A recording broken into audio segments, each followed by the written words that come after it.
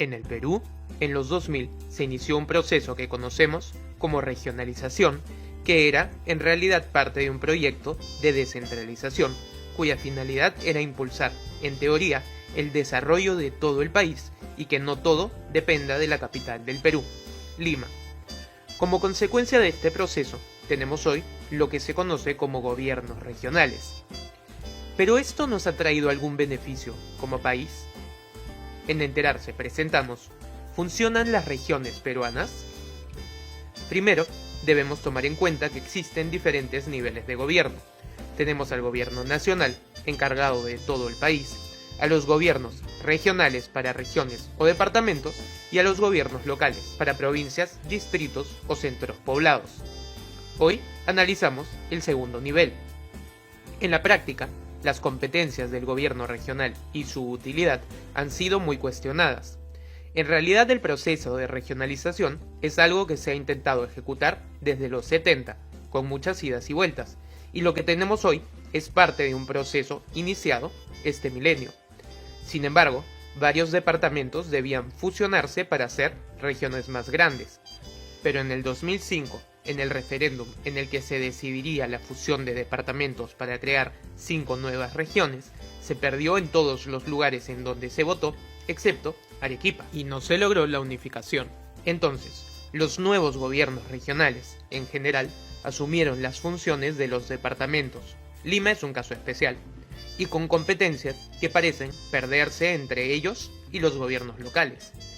El gran problema es que tras casi 20 años de este proceso, no hay beneficios identificables o atribuibles a la existencia de gobiernos regionales versus departamentos u otro tipo de gobierno.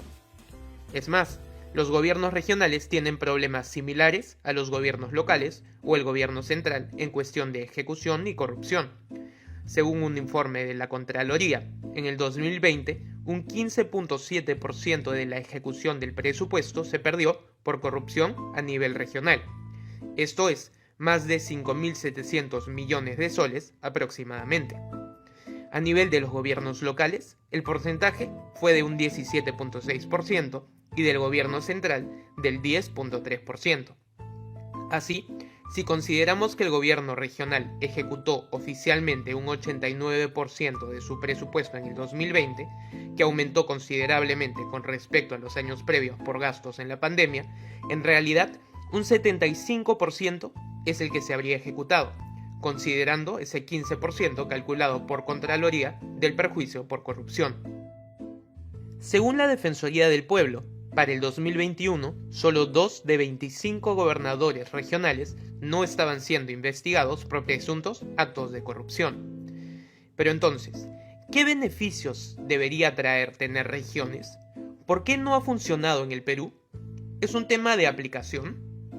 Para entender el problema podemos mirar a Chile, que está también dividido en regiones, pero cuyos resultados no van más allá de un tema de delimitación política y territorial, sin clara influencia en el desarrollo económico de sus regiones, pese a la transferencia de algunas facultades a sus regiones para gobernar y establecer proyectos. Es decir, hasta el momento, tanto en Chile como en el Perú y otros países como Colombia, con sus diferencias, no tenemos un beneficio medible de manera objetiva como consecuencia de sus respectivos procesos de regionalización. Es decir, no hay ningún indicador de que tener regiones tenga un beneficio versus el no tenerlas. Lo que sí sabemos es que en el Perú la correlación que se ha creado entre gobiernos regionales y focos de corrupción o crimen organizado han generado una preocupación que no condice con los beneficios de una regionalización que hasta ahora no son medibles. En realidad, es difícil poner el dedo en las razones del por qué la regionalización no funciona, pero quizás porque hemos estado haciendo la pregunta equivocada. La pregunta que podríamos hacernos es, más bien, ¿por qué la regionalización sería la mejor forma de impulsar el bienestar pese al nivel de desarrollo estatal y democrático que hay en el Perú? Finalmente, su correcto funcionamiento dependerá de la capacidad y ejecución que puedan realizar los gobernantes elegidos. Pero además de esto, si bien los gobiernos regionales tienen la capacidad de ejecutar proyectos de inversión, no es que puedan establecer regímenes económicos o cambiar las reglas de cómo funciona la economía o las empresas en el Perú. De hecho, incluso los gobiernos locales, las municipalidades, tienen más influencia en ello al poder definir qué tipo de empresas pueden funcionar en qué lugares, con la zonificación o los permisos y licencias que pueden otorgar.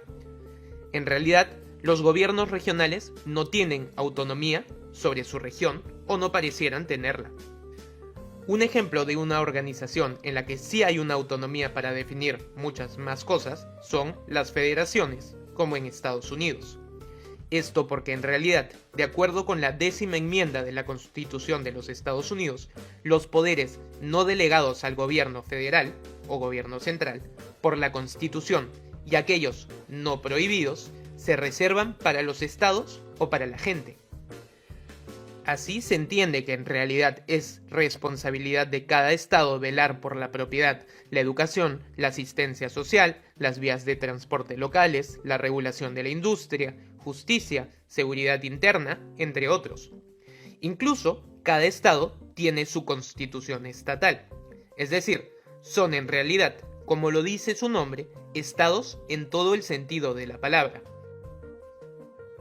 Es importante notar que antes de ser los Estados Unidos, ese territorio ya estaba dividido en estados independientes que funcionaban bajo sus reglas y luego de esto se unieron.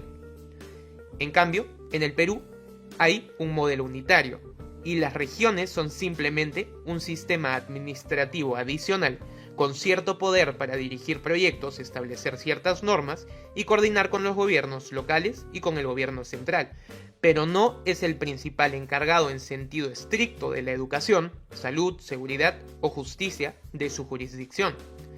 En realidad, entre las competencias exclusivas de los gobiernos regionales, por ejemplo, están el ejecutar programas de desarrollo socioeconómico, pero de acuerdo con un plan que es elaborado por el gobierno central. Luego están temas de su organización interna y algunas actividades, como fomentar la inversión, promover la formación de empresas, la modernización u otros. Quizás su competencia más importante es la de promover y ejecutar las inversiones públicas de ámbito regional de infraestructura energética, de comunicaciones y servicios básicos. Sin embargo, no hay nada concreto que permita identificar un rol determinante para el desarrollo del país que no escape la ejecución de proyectos de infraestructura de carácter regional. Es más, según Defensoría del Pueblo, al menos el 45% de los casos emblemáticos de corrupción en trámite para el 2021 estaba asociado con obras públicas. De este total, el 40% de los casos tenían con mayor incidencia como entidad agraviada a los gobiernos regionales. Aquí entonces la pregunta que podemos hacernos es, ¿tiene sentido tener gobiernos regionales? ¿Trae algún beneficio por sí misma una regionalización? ¿Cambiarían las cosas si las regiones fueran más grandes o se fusionaran varias? ¿Deberían ser realmente autónomos los gobiernos regionales? Son preguntas complicadas que hasta hoy no hemos podido responder. Si te gustó este video, no te olvides de suscribirte a nuestro canal de YouTube y ayúdanos compartiendo nuestro contenido.